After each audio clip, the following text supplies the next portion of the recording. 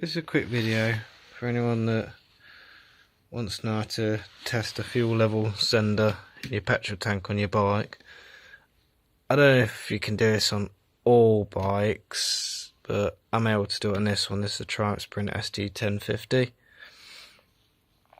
But one of the other electrical issues he was having is his fuel gauge wasn't working. So on his dashboard it should be reading some fuel in there and it wasn't reading anything, and it wasn't quite obvious. I mean, even when I've had a look, I can't see any brakes in the actual loom that would lead up to this. But we'll give this a quick test and go from there. But here's basically how it's done. So what you would do is you would locate the fuel level sender connector, which is this one here, and basically you would take wires from it to your multimeter and set it to ohms for a resistance reading.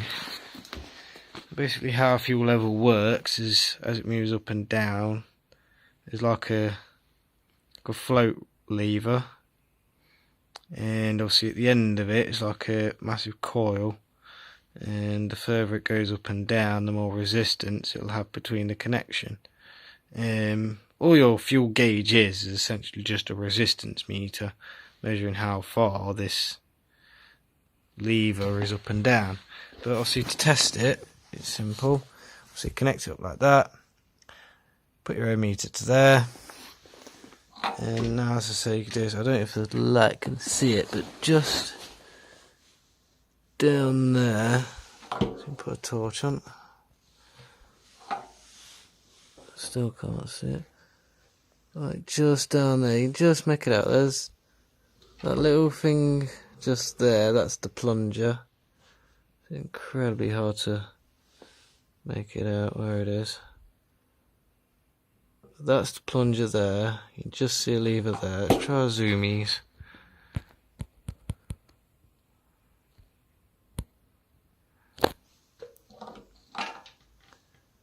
That's a bit better, yeah.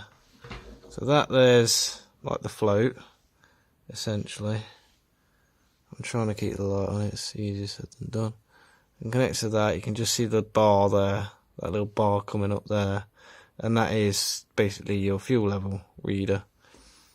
And on the back there you can see there, and just back there it's connector, relevant connector back there. But to test it, there's two ways.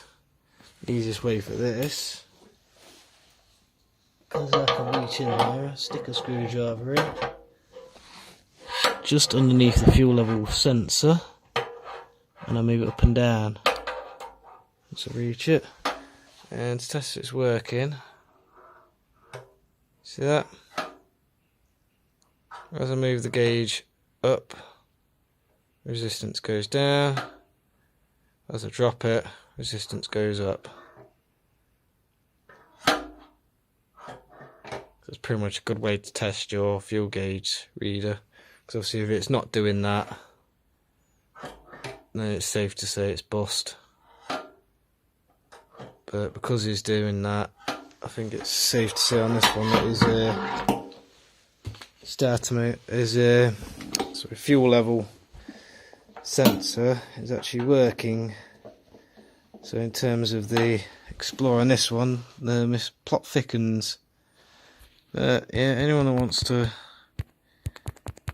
give the fuel level sensor a check, as I said, find your relevant connector, fit it to a multimeter, ohm reader.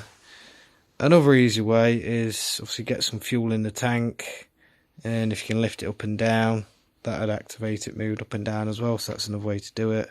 Just anything to try and move that arm up and down. Also, if you can visually check it, that helps as well.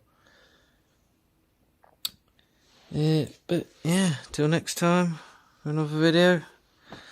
Back on this old girl.